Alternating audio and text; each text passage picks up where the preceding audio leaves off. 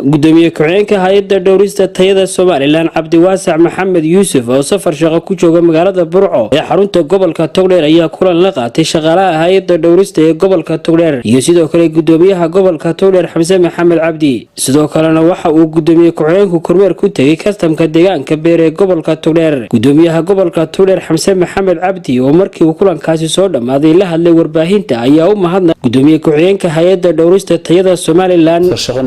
gudoomiye ku-xigeenka hay'adda tayada qaranka Jamhuuriyadda Soomaaliland waxaan runtii ka wada hadlaynay habkii loo dardargelin lahaa shaqada ay hay'addu ka hayso gobolka Togdheer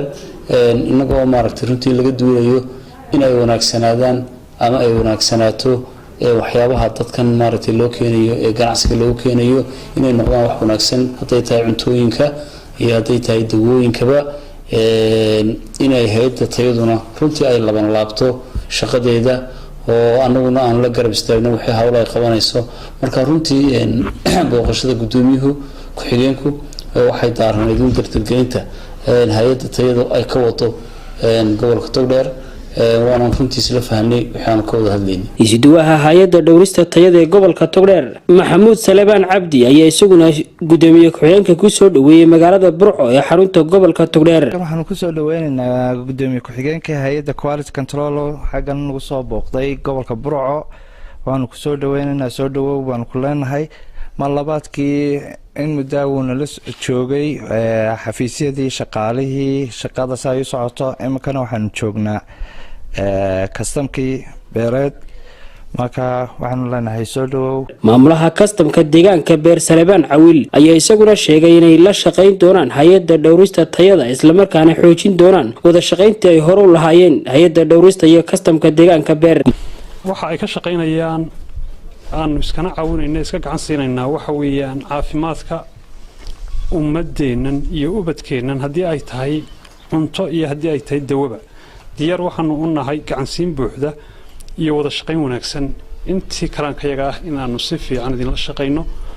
خير بان إن شاء الله نرجعيني. دومي كوحينك هيدا دورست تيدا Soomaaliland Cabdiwaasac Maxamed Yuusuf oo isagu gabagabadii halkaasi ka hadlay ayaa sheegay in hay'adda dhowrista tayada Soomaaliland ay kor u qaadayso adeegyada iyo sidoo kale baaritaanada ay ku sameynayso cunooyinka iyo daawooyinka soo gala dalka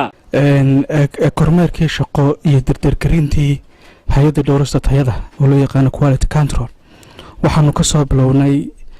gobolka Maroodijeex waxaan ugu xigay gobolka Togdheer waxaanu la kulanay barasaabkii gobolka iyo ma taqaana iyo halwaladeennadii hay'adda dhowrista tayada barbarkaygan waxa taagan Saleymaan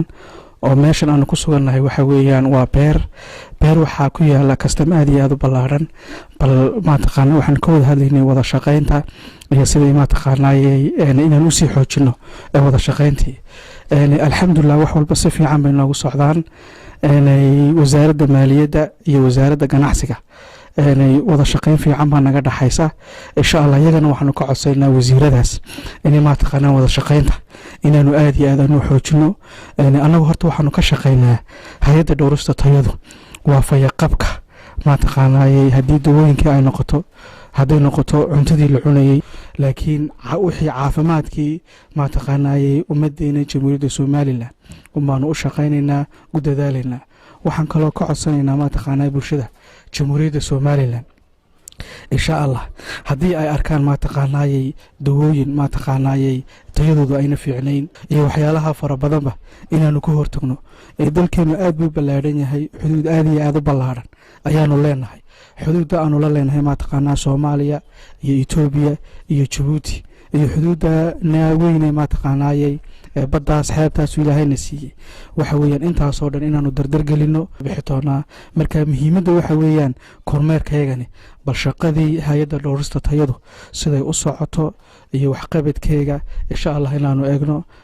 halka baan ku soo gabagabeyn lahaa Khaliil Barra Urhan TV-ga qaranka Soomaaliland magaalada Burco.